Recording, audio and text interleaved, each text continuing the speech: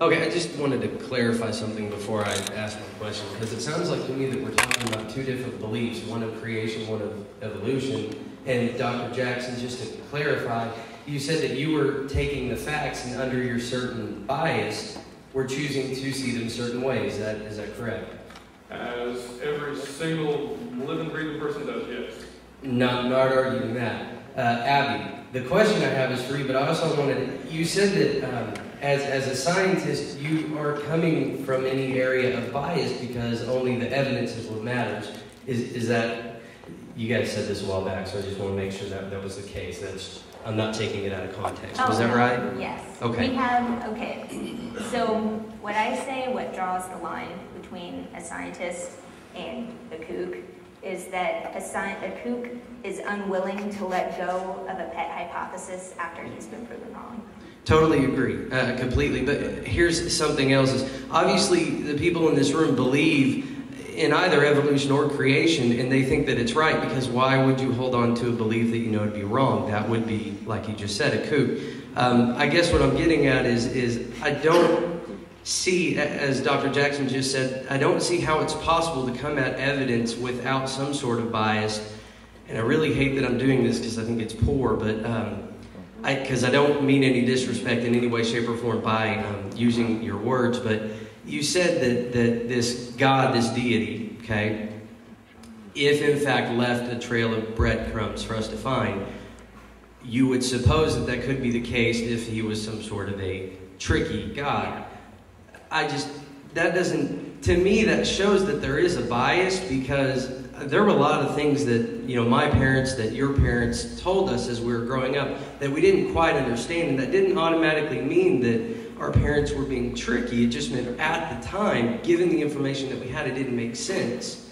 So again, not to just pick apart your words, but it sounds to me like, just as Dr. Jackson said, that yes, he is coming at it with a bias, because everyone does.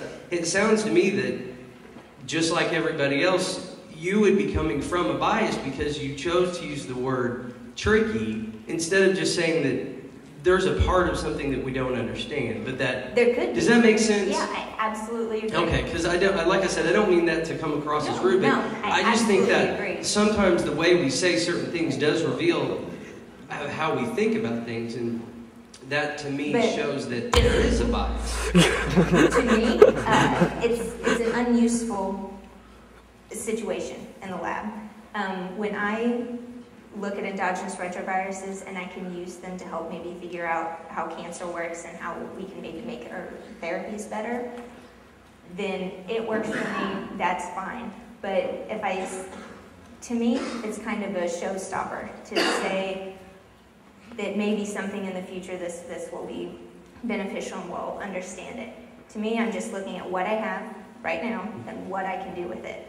That makes sense, but just because an idea isn't useful doesn't mean that it's not correct or incorrect. It could totally be true. Tomorrow there might be some big revelation. I just wanted to clarify that and to make sure I was on the same page. My question really, I'm sorry to do all that, my question really was, you had the pictures of the viruses up there, and you showed the similarities in the viruses, and then you made a conclusion that because of the similarities, at one point in time they had to be identical, the same, and that they somehow split and formed. Where's the evidence of that? Because it seems to me that you're taking a logical concept, and there isn't, unless I'm wrong, because I don't have all the information, but that you're just taking what you see and making the best possible hypothesis guess. And for that guess to be correct, because we don't have the evidence, you would, in a sense, have to have faith in that hypothesis to be correct, because all the information as you see it would be best explained in this way. Isn't that the same thing as creationism, except they're choosing to look with a different bias? Does that make sense? Because I don't see how you can say that everything is the same when there's not that information out there. Does it? Well, sure, absolutely. For endogenous retroviruses, again, when they become a part of your genome, they lose that hyper-freakish mutation capability. So we can look at one species and, hey, we see this same envelope gene in kind of the same region, then we can compare their sequences and be virtually certain that they were a single event that got passed down, just like you got genes from your parents. What he was saying was that, well, how can you ever tell that they weren't two independent events? And my response is that we can tell when they're independent events, even from the lemurs that he brought up were 3.2 and about 4.1 million years ago. It's like we aren't just looking at sequences and making things up in our mind, like seeing patterns, like I said before. It's like they're very specific sequences that we find in locations that don't make sense to us outside of the paradigm of common descent.